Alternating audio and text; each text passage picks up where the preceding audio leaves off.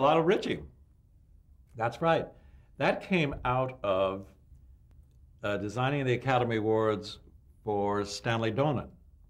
You know, me and my famous directors that I love. You know, I mean, all of a sudden Stanley was producing. Marty was directing it. Marty Pacetta, the Oscars, and Stanley was producing, executive producing it. And I was very excited. Here's the man that directed Singing in the Rain and all these great Gene Kelly musicals, and oh, and they go on Audrey Hepburn and Fred Astaire. So it was an era that, as a kid, I thought was why I wanted to be in this business altogether.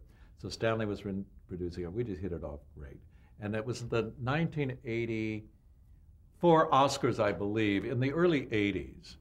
And it became one of my favorite Academy Award shows. All of us, Marty and Stanley and myself and the choreographer, everybody got together. And it was just a tremendous show on an entertainment level.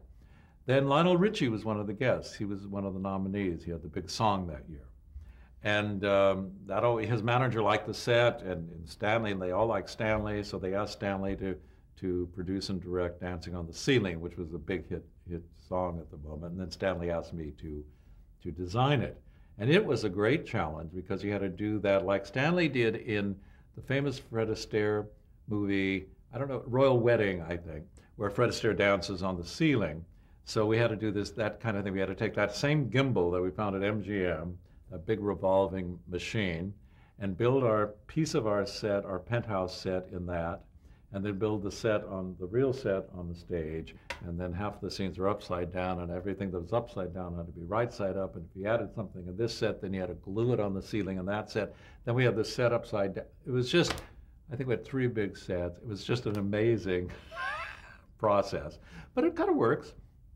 And Stanley was a great director. He'd keep a little card in his pocket. He would never let you know.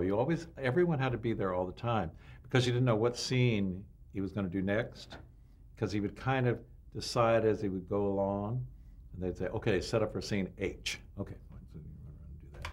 But we had a great time. And I remember saying to him, you know, Stanley, your movies, the old MGM musicals, are why I got into this business in the first place.